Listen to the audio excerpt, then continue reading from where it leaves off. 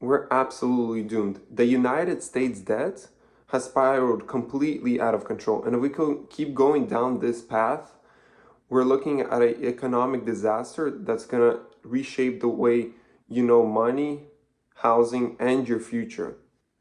Get ready because we're going to go all the way to 1971. And trust me, once we get the full picture, you will never look at a dollar bill the same way.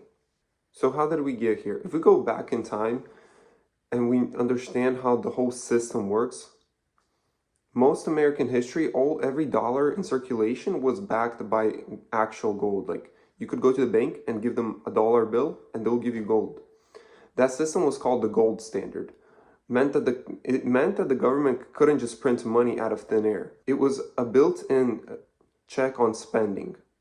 And here's some interesting stuff. During the classical gold era from 1873 to 1914, there were only about 7 wars. And why?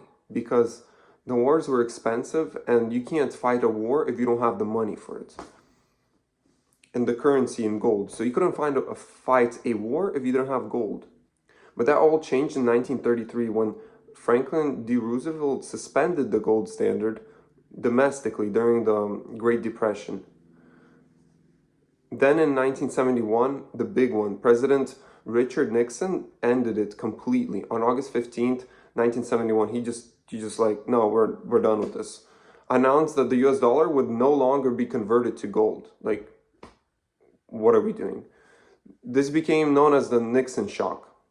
And from that moment on, the dollar became known as a fiat currency because it's not backed by anything. The only thing it's backed by is the people's belief that it's worth something, but it's just paper. It's literally just paper. Here's an interesting fact. A dollar back then was, in 1971, a dollar back then was worth around $8.15 today, in today's money.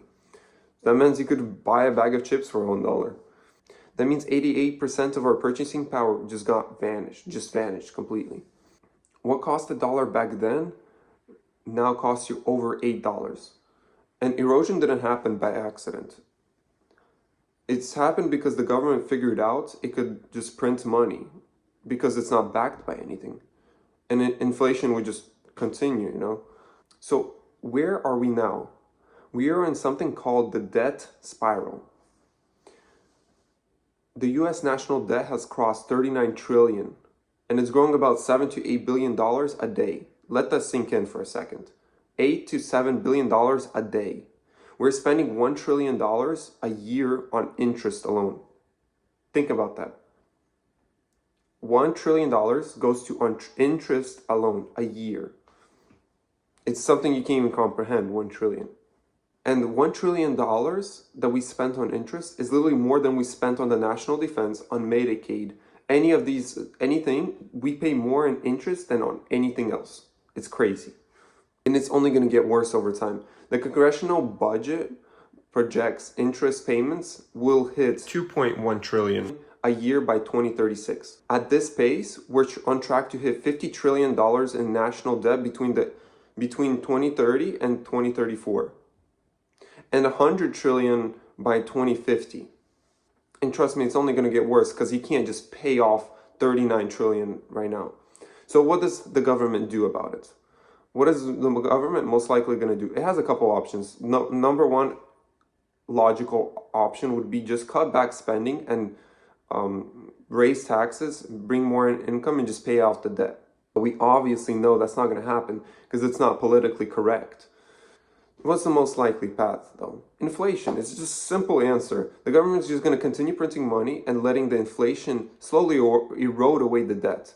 So that way, it doesn't have to pay as much. It's a quiet tax on everyone. Inflation is literally just a quiet tax that no one notices. Your savings buy less. Your wages don't keep up with inflation.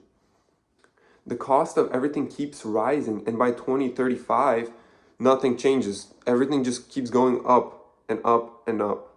And the devaluation of your dollar keeps going down and down and down, you know. Especially for young people, it kind of sucks for them because they didn't ask for this. They were born into a world like this. And something else the US government could do is default on its payments, which are never done. And if it will do, it's going to be devastating to the economy. Everyone's like it's going to crash everything because investors are going to lose confidence in the US. Now let's talk about the part that matters. Gen Z is low-key screwed because about 17% of Gen Z actually owns a home.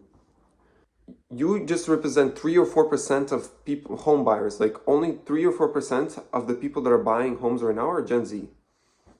And the average first-time home buyer age went up to 38 to 40 years old.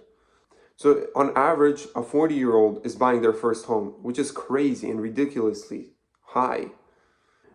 Your parents bought homes in their early 20s, and now it's being pushed up to all the way to the beginning of 40s, like late 30s to 40, which is ridiculous. And why is all of this happening?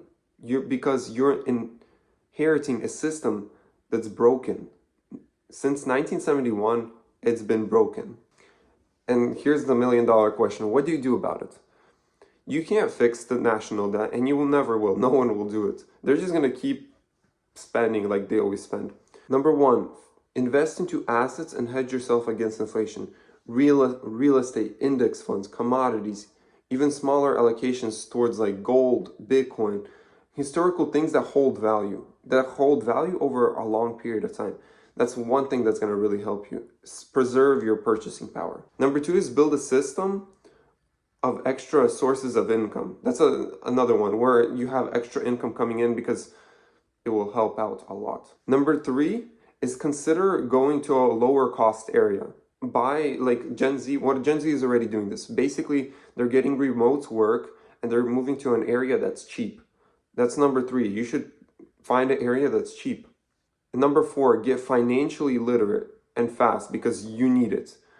Understand inflation, understand interest rates, how the monetary policy affects your money, how the people who understand this stuff protect themselves. The people who don't get wiped out quietly. Like you don't notice it, but you get screwed. Look, the national debt is 39 trillion. No one is fixing that problem. No one will even bother fixing it. I mean, Elon tried, but nothing happened.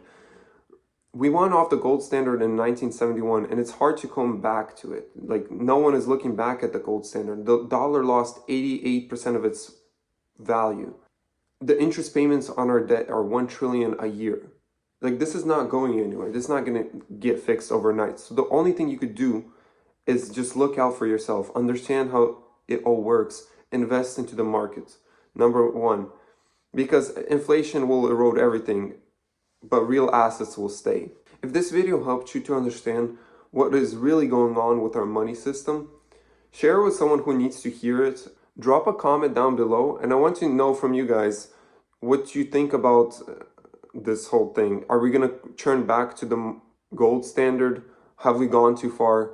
What's the next thing? Subscribe and comment down below. But as of now,